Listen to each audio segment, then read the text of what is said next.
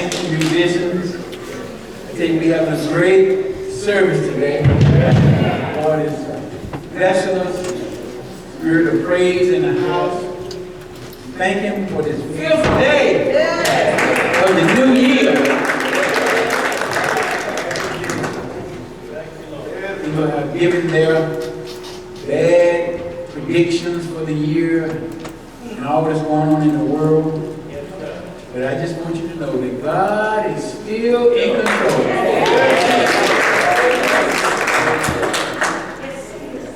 There are some things that God allows to happen. There are some things that God makes happen. And one of my friends used to say, He has not turned this world over to anybody. Amen. He's not sitting with his legs crossed waiting to see something happen. He is active and alive. And we know He's alive because He's in us. Amen. Thank God for Mr. Green, the pool of the message that may be present with us today. I came across this poem about I am the new year. I am the new year. It caught my attention. It said, I am the new year. I am an unspoiled page in your book of time. I'm your next chance at the art of living. I'm your opportunity to practice what you have learned about life during the last 12 months. All that you sought and didn't find is hidden in me, waiting for you to search it out with more determination. All the good that you tried for and didn't achieve is mine to grant when you have fewer conflicting desires.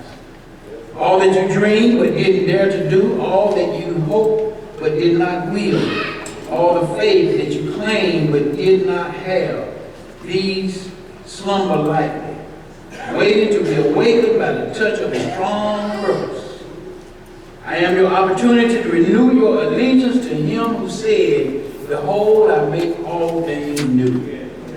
I am the new year.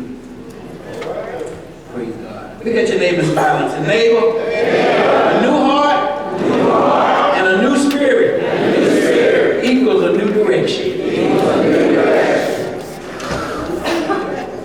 New heart and a new spirit equals a new direction. That's what the Lord gave us based on those scriptures that we read in our hearing this morning, this afternoon now, from Deuteronomy 1, 6 and 7. The Lord our God spake unto us in Horeb, saying, Ye have dwelt long enough in this mountain. Turn you and take your journey and go to the mount of the Amorites, and unto all the places nigh thereunto, in the plain and the hills, and in the vale, and in the south and by the seaside, to the land of the Canaanites, and unto Lebanon, unto the great river, the river Euphrates. God says in Ezekiel 36, 26 and 27, a new heart also will I give you, and a new spirit will I put within you. And I will take away the stony heart out of your flesh, and I will give you a heart of flesh. And I will put my spirit within you, and cause you to walk in my statutes. And ye shall keep my judgments and do them. A new heart and a new spirit equals a new direction. You know, when I hear that word equal, it makes me think about mathematical equations and how equations had to be balanced. And it lets me know that in order for us to have a new direction, we got to have a new heart and a new spirit. Yeah. All three of these go together. The purpose of the message today is to challenge you and charge you to allow God to give you a new heart and a new spirit in the year of 2020. So you will move in a new direction. Our purpose is to allow God to give you a new heart and a new spirit for this year 2020, so you will move in a new direction. Aren't you ready to move in a new direction? I am. I don't know about you. I want to grow in the Lord. I want to do more for the Lord, more for the church. I want to grow more as a person, as a pastor, as a husband, as a father, as a grandfather. All the roles that I play in life, I want to grow deeper and higher in my knowledge and my understanding. Today is the 5th day of the new year of 2020, and many of us have already started off on the wrong foot.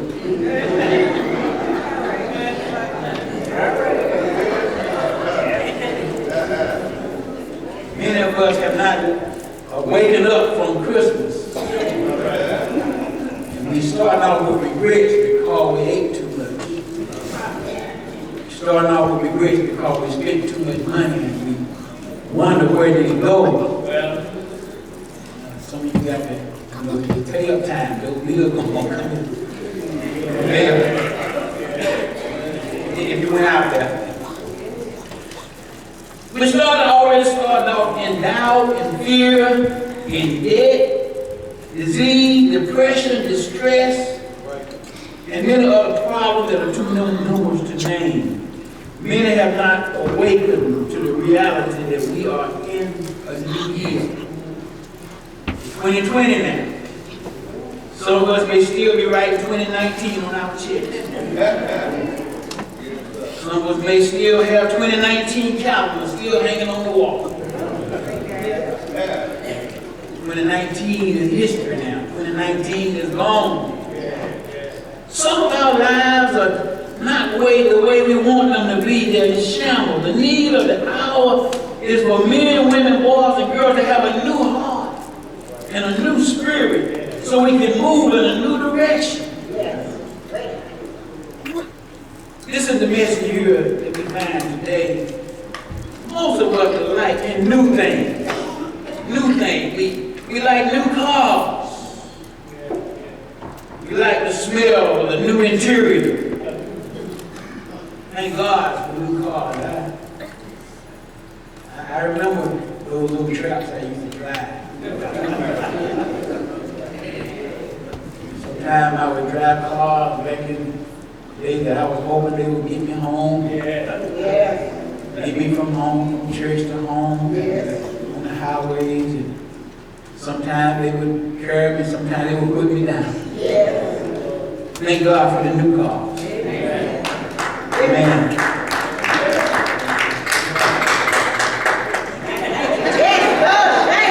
Thank God for the cruise control. Thank God they got these mirrors, these cameras that let you know when you're backing into something. You don't have to hit that hole in them.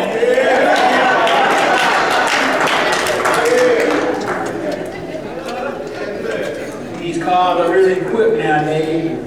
All kind of gadgets and devices. You have the GPS to let you know where you're going. Am I right about it? We like the new house, don't we? We like the new plush carpet, the new light fixtures. Am I right about it? The smell of that newness. We like new clothes, new shoes. Till we get a book.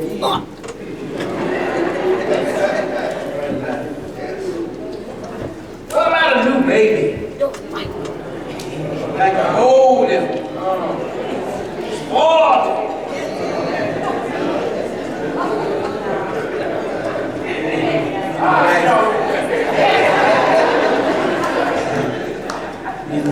The grandparents stayed down, and thank God for them. Most of them are grown up now, but we thank God we had the privilege to share in their development, to share their growth. That we had the privilege to share the group, all of them, all 6 of them. And it's a great joy. It's a great joy when you see grandchildren. You know God has blessed you. And even greater, some of you can say you have seen great grandchildren. You know you're blessed when you get that far. Amen. The newness, what we're talking about. But what about a new you? A new me?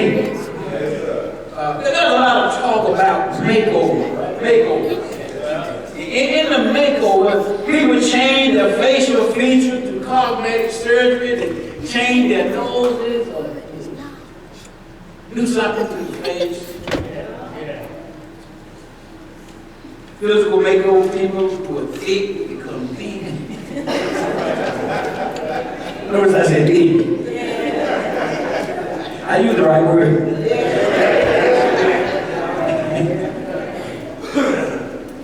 In the physical makeover, people with thin hair have some big in.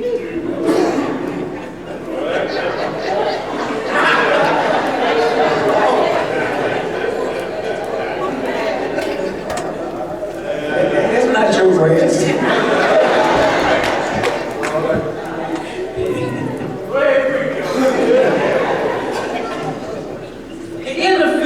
People like to change their clothing style.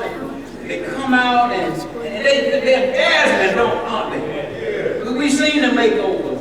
And sometimes we don't even believe it's the same person. Dressed up, looking good. You know what? They can makeovers can be good, but they can still be mean. They can still be ungodly.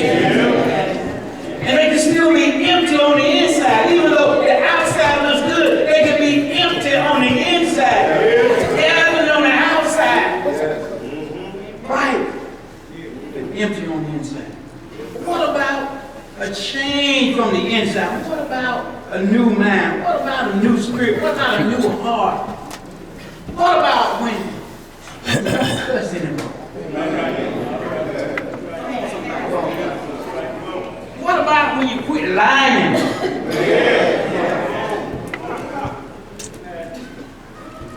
What about when you're able to have a little patience on the job and you don't fly off like you used to fly off?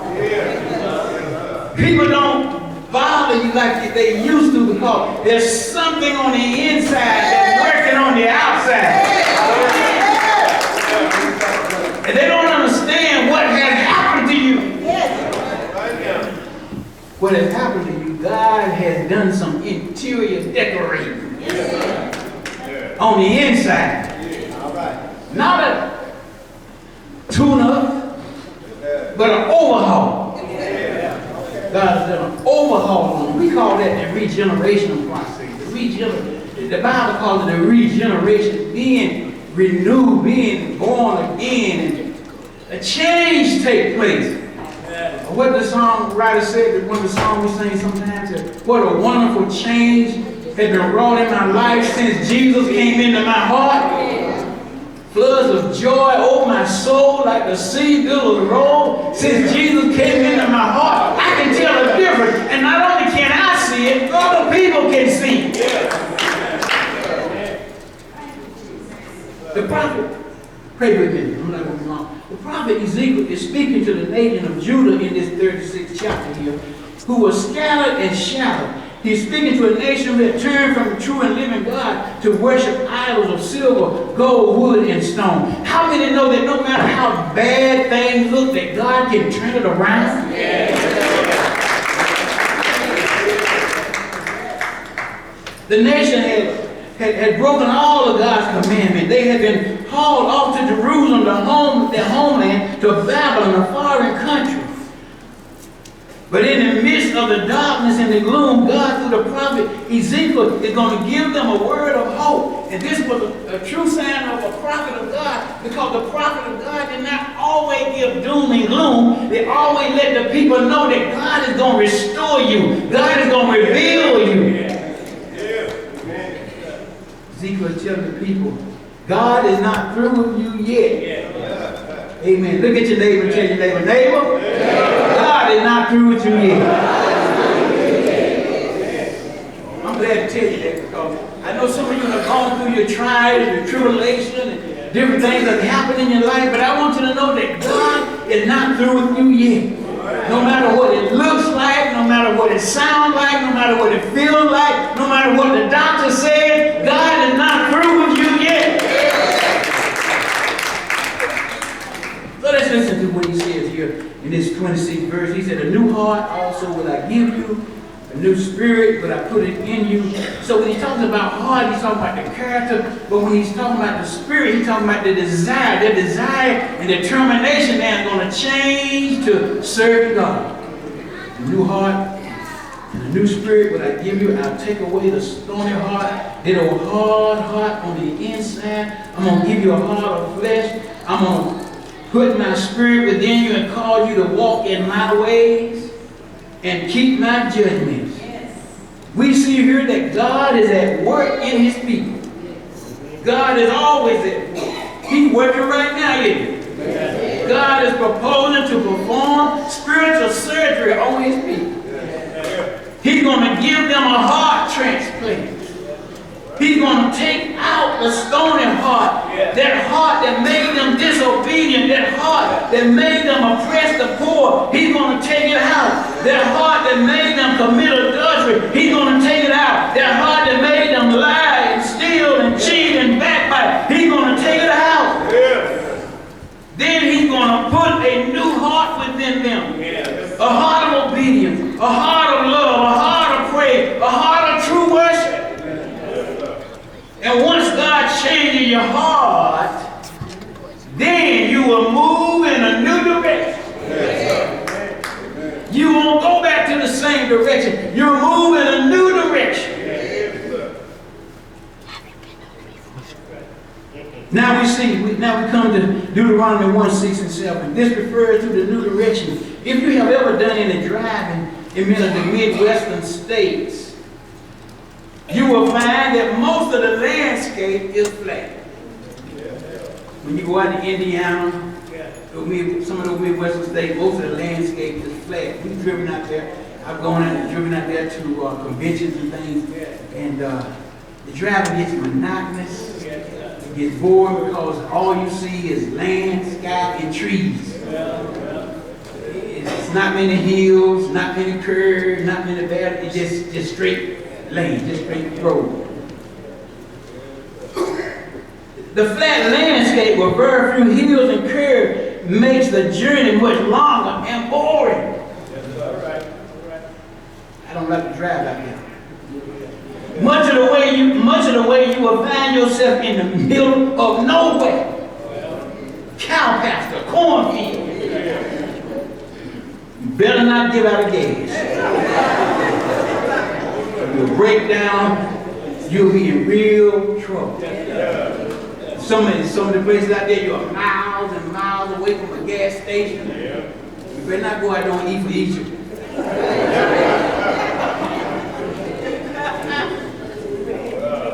But the question is, what if life was flat? What if life was like that? What if life was flat? What if there were no hills, no valleys, no curves, no mountains, nothing to challenge us? What if God did not allow us to make U-turn? Help me somebody. What if there was no such thing as forgiveness, or no such thing as a second chance? How many know that, if you transgress or sin against man, that you don't get another chance? Man is through with you. But how many know that when you sin against God, he gives you another chance? Yes.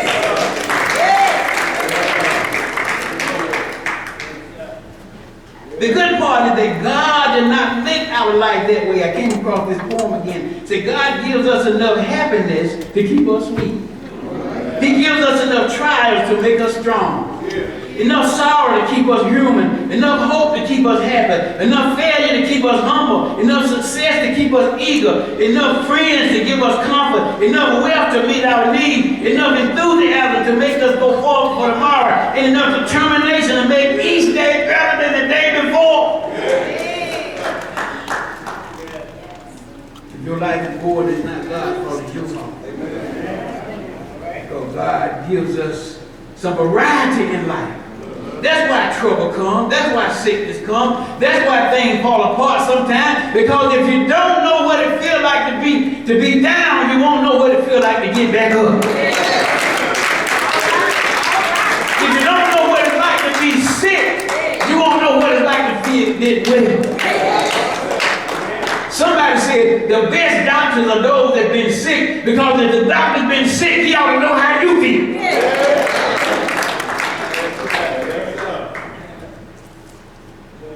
Have mercy. If you had been driving down the road for 25 or 30 miles and you were not sure where you were traveling, whether you were traveling in the right direction, what would you do? Would you stop and ask for direction? Or would you just keep on going? Or would you turn around and go back home? I'm sure that all of us would respond to this question in different ways. All right, about it. God has great blessings in store for his children, but many of those blessings will have to be ran down and grabbed. Am I right about it? They're not going to fall in our lap. God had blessings for us in 2020, but we got to go after. He told the children of Israel, he said, I've given you the promised land, but you got to go after it. There's some blessings we're going to have to go after. If you want a new job, you're going to have to go after it. It's not coming after you. You got to go after it. Somebody said, I'm waiting for my ship to roll in. It may not roll in. You better go get the ship.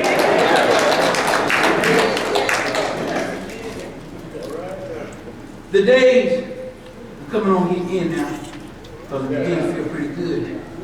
The days of Moses in this Deuteronomy chapter here, the day of Moses was coming to an end. Although he knew that he would not go to the promised land, he made every effort to prepare the people for entering the promised land. If you read the history, you'll find out that Moses, he set Joshua up. He set Joshua up to lead the people into the promised land. Moses had an awesome task of trying to prepare the people to conquer and possess the promised land. Many of them did not want to go. It's hard to lead folk that don't want to go. Am I right about it? Does that sound familiar? Sometimes you're trying to lead people to go in a certain direction and they don't want to go. There are always those among God's people who don't want to go. There's some people here in faith that don't want to go. I know it. Many of the Israelites were dragging their feet and complaining. Some of them rebelled. They just did not want to go. And the Bible said many of them died in the wilderness because of their unbelief. They had been dwelling on the Mount of Horeb for a long time. Horeb was a secure place. Horeb was a place of abundant provision. God had given them everything they needed. It was approaching the time for the children to possess the promised land. Oh yes, there are always those among God's people again who don't want to go. The text said the Lord spoke unto them in Horeb. You have dwelt in this mountain long enough. You've been up here in security long enough. You've been in your comfort zone long enough. Somebody been in their comfort zone too long. It's time for you to move out now. It's time for you to go higher now. It's time to take on new territory. Am I right about it? Yes, he said, turn, you take your journey and go to the mount of the Amorites and unto the places nigh thereunto, in the plain and in the hills and in the vale, the valley, and in the south by the seaside, to the land of the Canaanites, unto the Lebanon, unto the great river Euphrates. And I can hear the people say, yes, Lord, but there are giants over there. And I know there are some giants in our lives. The giants of depression, the giants of rejection, the giants of debt, the giants of misunderstanding, all kind of giants getting in our way. But how many know God is bigger than all your giants? Am I right about it? The question is not how big is your problem. The question is not how big is your bank account. The question is not how big is your education. The question is how big is your God. We need to stop telling God how big our problems are and tell our problem how big God is. God is able. Am I right with that? Is he able? He's able. Miss Jones and I saw somebody the other day in the hospital. I'm not going to call their name. They don't belong here. But we saw somebody in the hospital the other day. The family had decided to call the doctor, take the life support off. And we was kind of like expecting this person just go on and pass away. But we went back there again, and this person is talking and still alive. God is still working miracles. Even on today, January 5th, 2020, no matter what the doctor said, no matter what it looks like, no matter what it sounds like, I've seen people spring back. People that they put on transition. People that they put on, what's the other one? Hospice. They bounce back. I'm getting ready to close. But some of you are living below your potential. You're not where God wants you to be. It's time for you to move in a new direction. A new heart and a new spirit equals a new direction. Am I right about it? You need to move now from Hate Lane to Love Boulevard. Am I right about it? You need to move from Lazy Street to Service Road.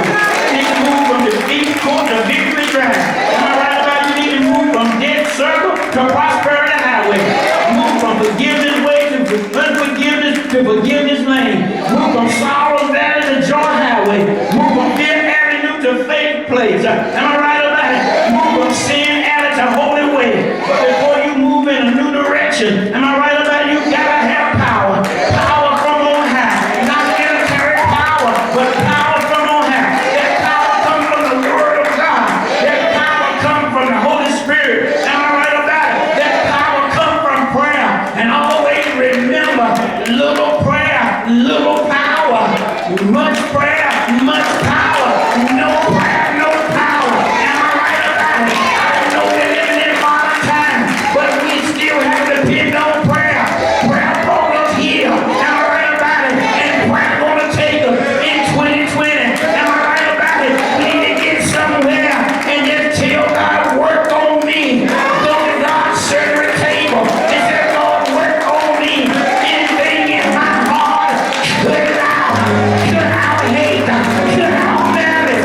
Cut out unforgiveness. Because I want to move in a new direction. I want a new heart. I want a new spirit. So I can move in a new direction. Can I get a witness? And God is going to take us higher. Yes, He will. Am I right about it? He wants to move us out of what we are to a higher plane. Am I right about it? That's why the songwriter said, I'm pressing on the upward way. New heights I'm gaining every day. Still praying as I'm always bound.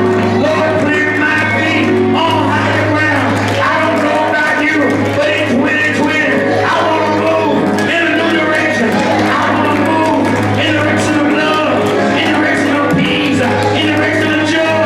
Yes, this joy I have, the world didn't give it, and the world can't take it away. Hallelujah. You want to move. I'm closing. But there's someone have a prayer request that stands out in my mind. There's somebody I know, I won't call the name, but whenever they pray, they say, Lord, do in me what I can't do in myself. And I like that because we can't make ourselves. Am I right about that? Do in me what I cannot do in myself. That means we allow, giving God permission to work on us. Work on me, Lord. I'm not talking about my brother, my sister, my husband, my wife. Work on me. I'm not like, yeah, don't work on me. I'm not perfect. Work on me. Work on me.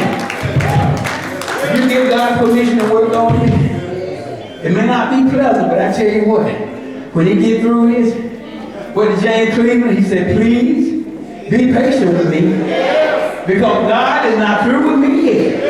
Because when God gets through with me, I shall come forth and prove the Lord. God knows how to work on us. He works on us through trials, through tribulation, through tragedies, through things that happen. We wonder, Lord, why did this happen? He's working on us, trying to make us better, trying to make us stronger. And let me tell you this in closing. You can never have a testimony until you go through a test. Come on, God. Do that one today.